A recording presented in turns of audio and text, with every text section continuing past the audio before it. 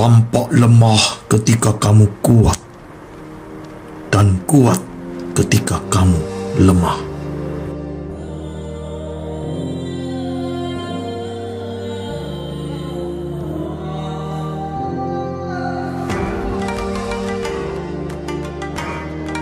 Jika kamu mengenali musuhmu dan mengenali dirimu sendiri, kamu tidak perlu takut akan hasil dari 100 pertempuran.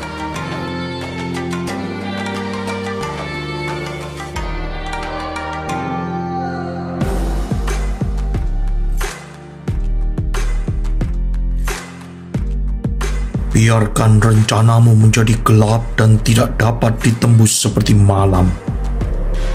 Dan ketika kamu bergerak, jatuhlah laksana petir.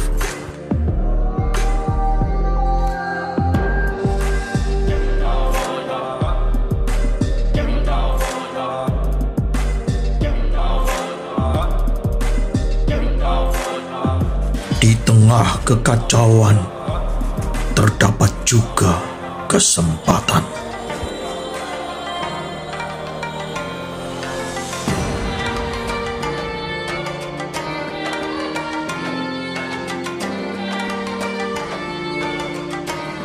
Prajurit pemenang terlebih dahulu menang, baru selanjutnya pergi berperang.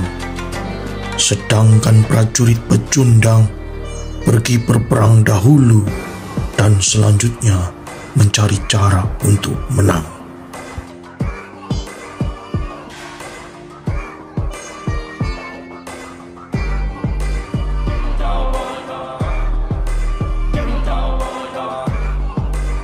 Untuk mengenali musuhmu, kamu harus menjadi musuhmu.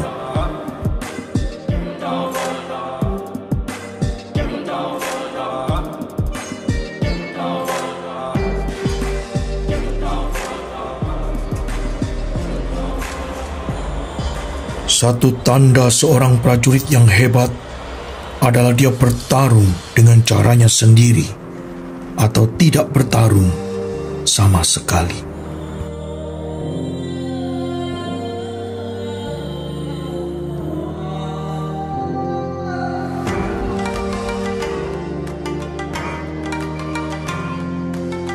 Perlakukan orang-orangmu sebagaimana kamu memperlakukan anak-anak tersayangmu sendiri, dan mereka akan mengikutimu ke lembah terdalam.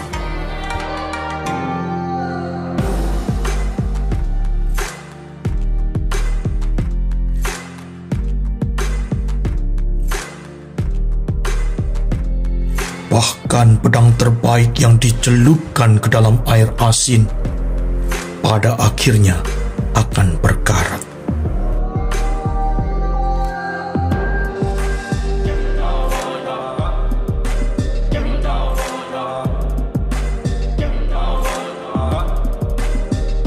Peluang berkembang berlipat ganda saat mereka dimanfaatkan.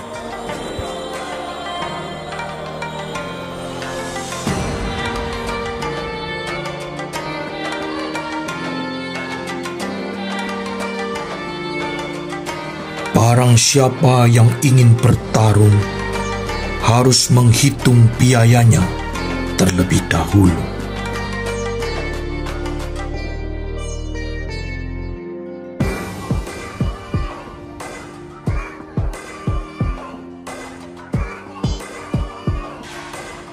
Kenali dirimu sendiri, dan kamu akan memenangkan semua pertempuran.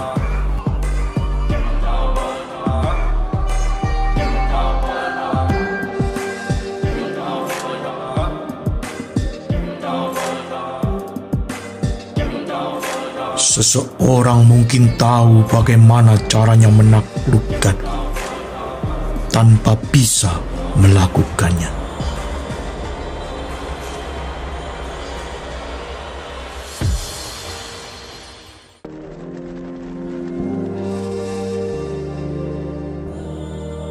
Maka sang ahli dalam pertempuran menggerakkan musuh dan tidak digerakkan olehnya.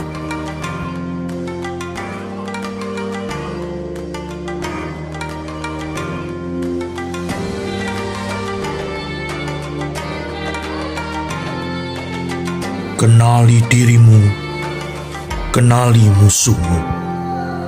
1000 pertempuran, 1000 kemenangan.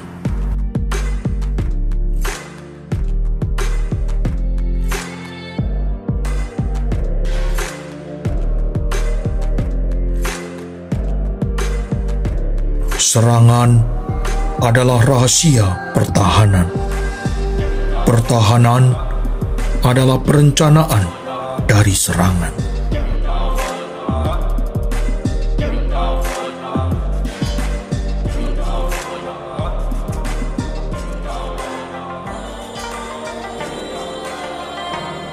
Hasil besar dapat dicapai dengan kekuatan kecil.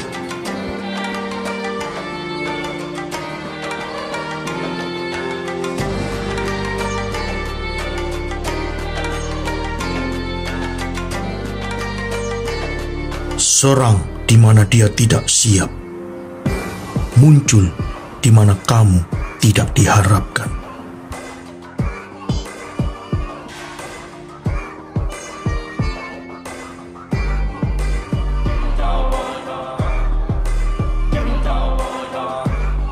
Untuk memenangkan 100 kemenangan dalam 100 pertempuran bukanlah puncak keterampilan.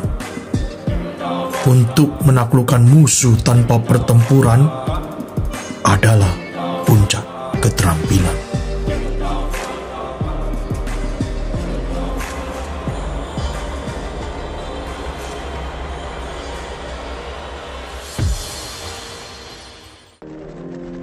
Renungkan dan pertimbangkan sebelum kamu mengambil langkah.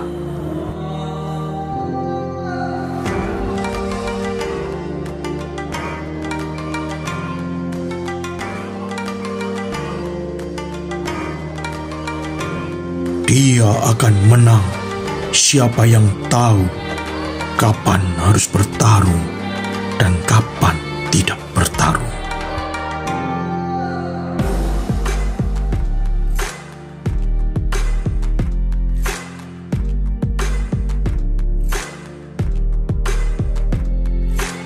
Setiap pertempuran dimenangkan bahkan sebelum dimulai.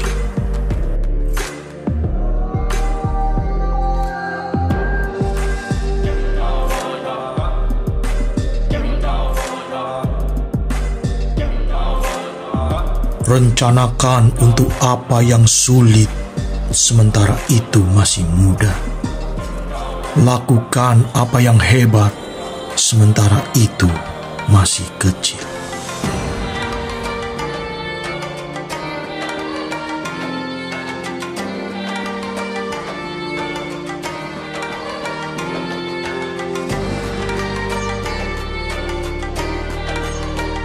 Semua orang dapat melihat taktik yang saya pakai untuk menaklukkan. Tetapi yang tidak dapat dilihat oleh siapapun adalah strategi dari mana kemenangan tersebut dikembangkan.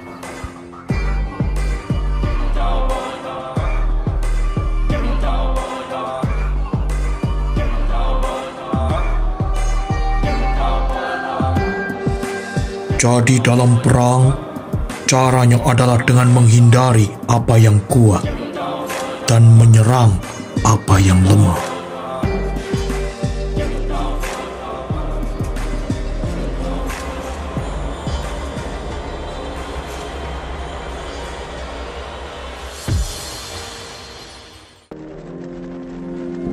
Seluruh rahasianya terletak pada membingungkan musuh, sehingga dia tidak dapat memahami niat kita yang sebenarnya.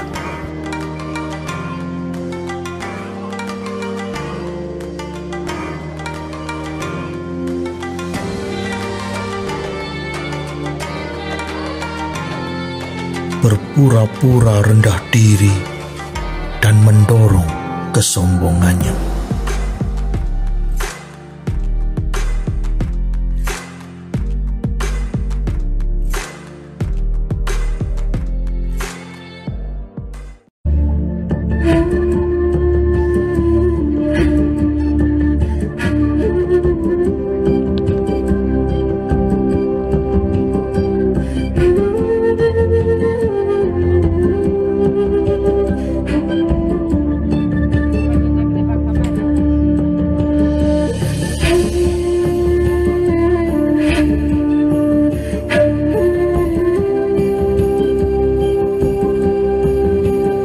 Dago Elos melawan Mueller sudah ditahan, sidang sengketa Dago segera digelar. Pemberantasan mafia tanah menjadi sorotan utama. Mueller melakukan penipuan dengan gugatan pada tahun 2016. Sementara itu, Bu Raminten lebih dulu bersiap dengan Asep Makmun Ciesa. Parahnya, Asep Makmun dan Didi Koswara mulai melakukan penyerobotan lahan sejak tahun 1990-an. Apakah slogan gebuk mafia tanah bisa diterapkan dalam kasus ini? Pan Ray. Putusan Pengadilan Negeri Bandung atas gugatan Mueller tahun 2016 menjadi bukti adanya mafia tanah yang saling gugat. Oknum tergugat dan penggugat berkolusi, membentuk jaringan mafia tanah, bukan ngegugat, saling gugat. Jika substansinya salah, maka warga kampung Cirapuhan. Kalau cinta sudah dibuang, jangan harap keadilan akan datang. Kesedihan hanya tontonan bagi mereka yang diperkuda. Kampung Cirapuhan di Bandung tahun 2008 hingga 2009. Pak Yaman, kenapa galian pondasi Hotel Wirton dibuang di atas? Lapangan jadi tempat sampah lagi. Warga nggak bisa. Olahraga, Pak Rosid. Kita sudah berusaha menentang jaringan Apud dan Asep Makmun.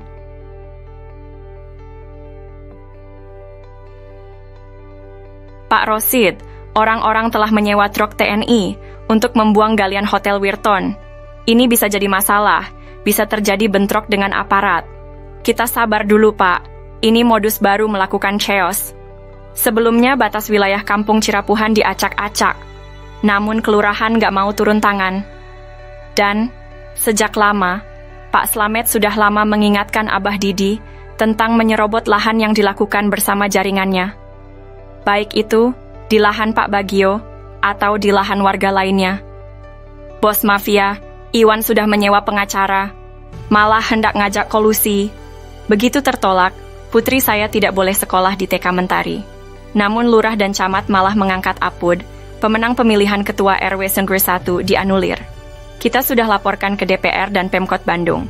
Kami sudah bicara dengan Pak Johan, Pak Dedi, dan juga Pak Slamet. Penting bagi kita, doa, sabar, dan terus berjuang, Pak.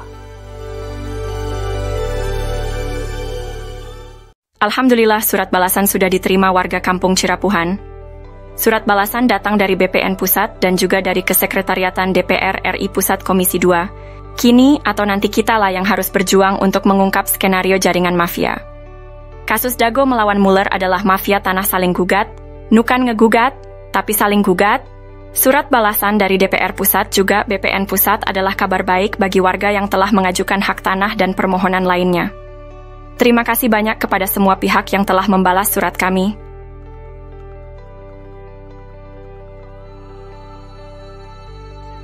Kami sangat menghargai perhatian, respons yang diberikan. Dan selanjutnya, untuk yang telah menerima surat kami, ditunggu balasannya. Untuk info sengketa lahan Dago, ini adalah masalah mafia tanah yang saling gugat.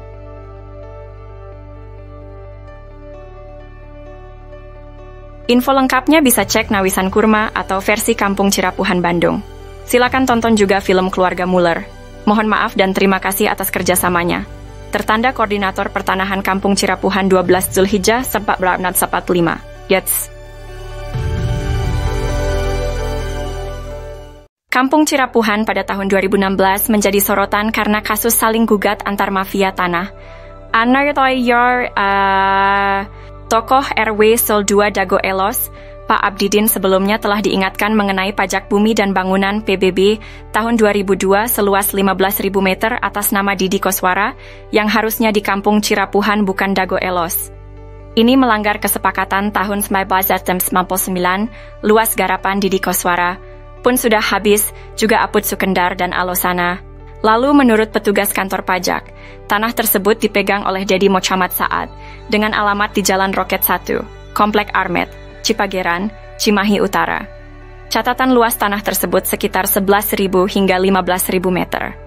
Sekalipun PBB bukan bukti tanah, ini merupakan bukti adanya kolusi sebagai jaminan. Bila tergugat menang, maka penggugat juga dapat bagian. Saksi dalam kasus ini adalah Bani Rahman. Tarka Dago Elos juga telah diingatkan bahwa ini hanya modus mafia tanah yang saling gugat. Bukan ngegugat, tapi saling gugat. Artinya, pihak tergugat pun merupakan mafia tanah. Mereka saling gugat, bukan hanya menggugat. Bahkan, Puraminten juga menggunakan hak Eigendom Verponding dan telah siap lebih dulu serta sepakat dengan Asep Makmun. Semua pihak disepakati sebagai penggarap Raminten. Kasus ini menunjukkan betapa rumitnya masalah pertanahan di Kampung Cirapuhan, dengan banyak pihak yang terlibat dalam saling gugat. Akte jual beli tahun 1956 di Kampung Cirapuhan antara Tommy dengan M. Wikarta, sertifikat hak milik atas nama Didi Koswara seluas 80 meter dipertanyakan keabsahannya. Didi Koswara dan Asep Makmun bukan bagian dari keluarga besar Nawisan Tommy Rokayah. Kesaksian juga datang dari Pak Slamet, Pak Unus, dan warga lainnya. Ewis Oma adalah anak Tommy Rokayah, menikah dengan Zenal alias Jenal. Ini bukan hanya penyerobotan lahan, tapi juga mendukung mafia tanah saling gugat. Adapun ada pinjaman uang, beberapa saksi menyatakan, kalau ada hutang maka bila dihitung maka hanya seharga tanah dengan luas 1 hingga 4 meter persegi. Ini juga untuk menjadikan Didi Koswara seolah-olah tuan tanah pribumi. Luas 80 meter ini juga menutup jalan umum warga Kampung Cirapuhan, RT 37 RW 01 No 3/3. Oleh karena itu, perlu direvisi atau dicabut karena telah merugikan anak turun Jenal dan Ewis Oma. Ini juga membuktikan praktek mafia tanah sudah ada sebelum mafia tanah saling gugat. Bukan ngegugat, tapi saling gugat. Mafia tanah Dago ini beraksi sekitar tahun 1984. Yusrat Kesepakatan tahun 1997, Samar 1999 di Kampung Cirapuhan Dago sangat penting. Pada tahun 1997, luas Dago Elos di Eigendom 3740 dan 3741 adalah 5/940 meter persegi. Lokasinya di belakang Terminal Dago dan sebelah timur kantor RW 02 serta kantor pos. Surat ini ditandatangani oleh Asep Makmun, Zainal Abidin, dan Chalimi sebagai ketua RT RW. Namun, pada tahun 1999, Asep Makmun secara sepihak mengubah luas garapannya menjadi 100 meter persegi, dengan menyerobot garapan warga pribumi dan fasilitas umum. Perubahan ini ditandatangani oleh ketiga orang tersebut, ditambah Dedi, Alosana, dan Usutrisno sebagai ketua RT RW 01 Kampung Cirapuhan. Setelahnya garapan Didi Koswara sekitar 1.000 hingga 2.000 meter persegi juga dioper dan diwariskan. Eigendome 3742 dan Eigendome 64487 ada di Kampung Cirapuhan RW 101, bukan Dago Elos RW 02. Dan PBB sebesar 1.000 atas nama Didi Koswara bermasalah baik luas dan wilayah diganti oleh jaringan mafia. Muhammad B. Yaman menyebut situasi ini sebagai krisis kepemimpinan.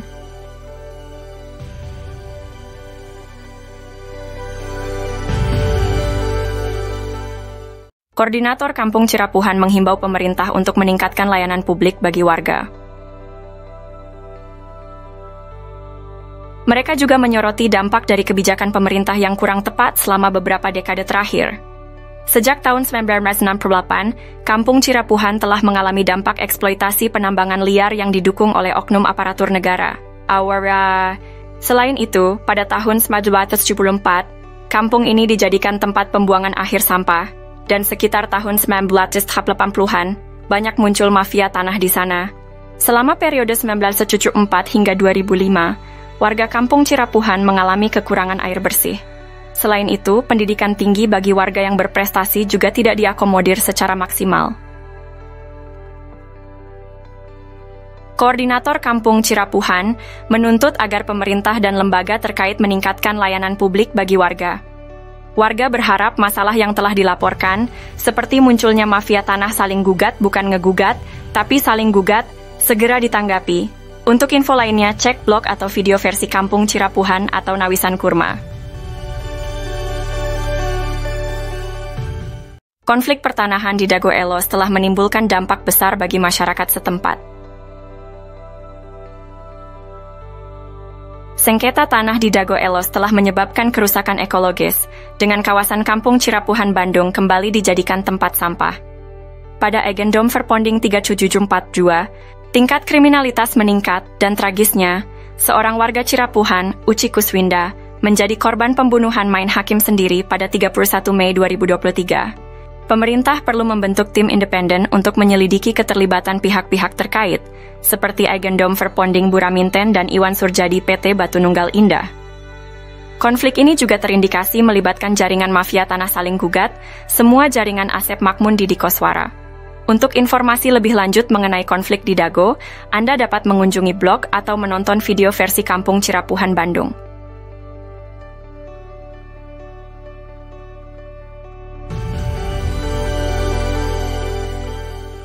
Berkas Pengadilan Negeri Bandung ada keterangan hak Eigendom Verponding Buraminten. Bahkan tergugat lebih dulu bersiap sebelum digugat, yaitu 1 Juni 2016.